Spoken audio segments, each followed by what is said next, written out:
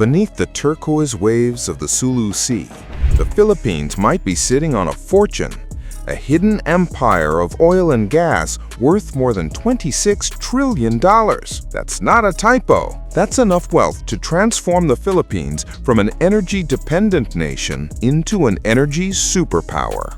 For decades, the secret has lingered below the surface, buried deep beneath the seabed, whispered in boardrooms, debated in governments, and fought over by nations. But now, the race is heating up because whoever controls this energy controls the future of Asia. Recent surveys in the Sulu and Celebes Seas revealed staggering findings. According to a joint study by the U.S. Geological Survey and China's Ministry of Geology and Mineral Resources, the region's untapped reserves could rival those of the Middle East. The Spratly Islands alone may contain up to 17 billion barrels of oil, a treasure chest sitting inside the Philippines' 200-mile exclusive economic zone. If these numbers hold true, the Philippines could be sitting on more oil than Kuwait, a country ranked among the world's top producers. And that's just what we know. The U.S. Geological Survey estimates another 60 trillion cubic feet of natural gas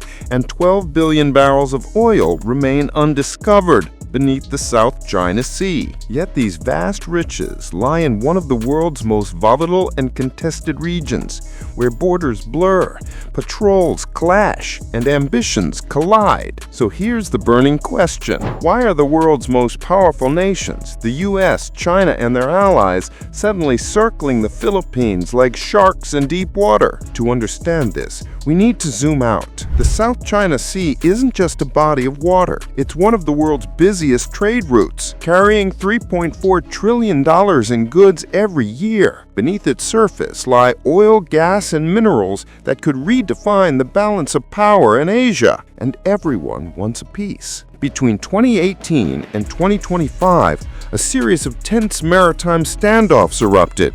China, Vietnam, Malaysia, and the Philippines all clashing over drilling rights. The stakes? Energy security, national pride, and control of the future. China's Coast Guard now patrols the disputed waters daily, warning and sometimes blocking exploration vessels that dare to enter. Meanwhile, the Philippines, once cautious, is rethinking its stats. For years, Manila froze oil exploration in contested zones to avoid confrontation. But time is running out, and so is energy. At the heart of this story is Malampaya, the Philippines' most important natural gas field. For 20 years, Malampaya has powered nearly 40% of Metro Manila's electricity. But there's a problem. By 2027, Malampaya is expected to run dry. That's a potential energy crisis, and one that could cripple the country's economy. To prevent that, the Philippines is racing to find new domestic energy sources, and one site stands out: the Reed Bank, also known as Recto Bank, home to an estimated 5 billion barrels of oil and 55 trillion cubic feet of natural gas, enough to power the nation for generations. Problem: Reed Bank sits right inside the area claimed by China's 9-dash line, a claim the International Tribunal in The Hague ruled illegal in 2016. But China didn't back down. Instead, it built artificial islands, deployed military bases, and turned the sea into a chessboard of power. In 2024, the United States made its move. As global oil prices soared and Asia's energy demand skyrocketed, Washington saw an opening and an opportunity. American energy giants like Chevron and ExxonMobil began scouting new drilling zones off Palawan. Smaller U.S. firms teamed up with Filipino companies for joint ventures aimed at unlocking the country's untapped reserves. On paper, it's about investment. In reality, it's about influence. Because when American rigs start drilling inside the Philippines' exclusive economic zone, they don't just bring oil platforms, they bring the stars and stripes. It's a message to Beijing: these waters aren't yours. And it's a promise to Manila: you're not alone. The South China Sea is now a ticking time bomb, a place where diplomacy, economics, and military might all intersect. Every new oil rig, every patrol ship, every pipeline becomes a potential spark. Beijing calls U.S. involvement a provocation. Washington calls it partnership. And the Philippines? It calls it survival. President Ferdinand Marcos Jr. is doubling down. He's reopening stalled oil and gas projects, extending contracts, and green-lighting new exploration, even in contested areas. At the same time, he's strengthening alliances. Under the Enhanced Defense Cooperation Agreement, EDCA, the U.S. now has expanded access to strategic Philippine bases. Joint military drills are becoming routine. Warships sail side by side, and behind every handshake is a clear message. If you threaten Philippine assets, you're not just facing Manila, you're facing Washington. Let's talk about what's really at stake. If the Philippines manages to tap even a fraction of its estimated reserves, the numbers are staggering. Analysts project up to $150 billion in new annual revenue,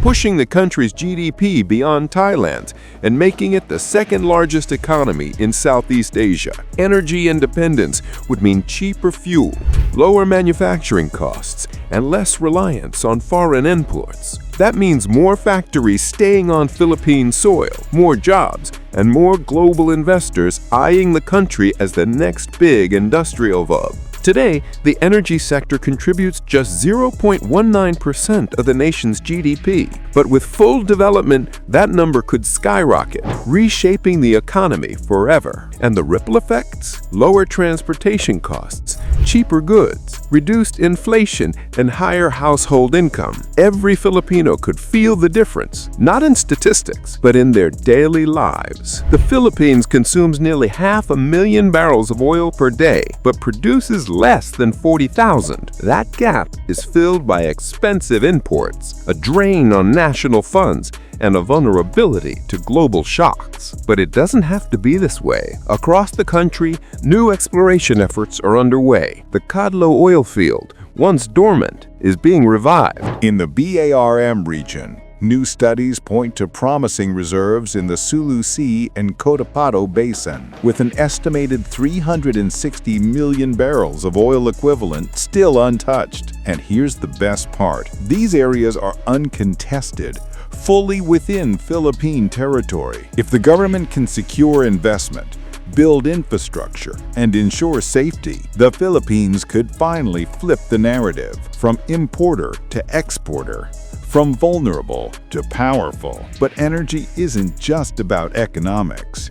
It's about leverage. Countries like Malaysia and Indonesia have used their oil wealth to power decades of growth. The Philippines, meanwhile, has watched from the sidelines. Now that's about to change. The U.S. isn't alone in noticing. Japan, Australia, and India are all increasing cooperation with Manila, investing in energy, infrastructure, and defense. Together, they're forming an arc of influence that stretches across the Indo-Pacific. For Beijing, this is a nightmare scenario, a coalition of democracies encircling its southern flank. And yet, as tension rises, opportunity grows. The Philippines has become the pivot point, a small nation at the center of a global power game. Its decisions now could shape the balance of power for the next 50 years. Here's what's next. President Marcos Jr. recently signed a landmark bill to develop the nation's natural gas industry and accelerate the shift to renewables. By 2030, the Philippines aims to generate 35% of its power from renewable energy and 50% by 2040. That's a bold target, and it'll take over $500 billion in investment to get there. But it's not just about going green. It's about building resilience. Renewables mean less dependence on volatile fuel prices and more control over the nation's destiny. The future energy mix will be a blend: solar, wind, hydro, and yes, oil and gas, working together to fuel one of Asia's fastest-growing economies. And if all goes according to plan, the Philippines won't just meet its own energy needs, it could one day export power across the region. From quiet scenes to global headlines, the Philippines story is changing. What began as whispers of oil beneath the waves has become a national awakening, a chance to reclaim control of its resources, its energy, and its future. future. But with opportunity comes risk. The South China Sea remains a volatile chessboard, and every move carries weight. Each well drilled, each alliance signed, each ship that sails those waters writes another line in a much larger story. This is about more than barrels of oil or cubic feet of gas. It's about sovereignty, stability, and survival. The Philippines stands at a crossroads between dependence and independence, between fear and power. If it succeeds, it could reshape the energy map of Asia and emerge as a beacon of resilience for the developing world. If it falters, the tides of history could wash this moment away. But one thing is certain: the seas are stirring. The world is watching.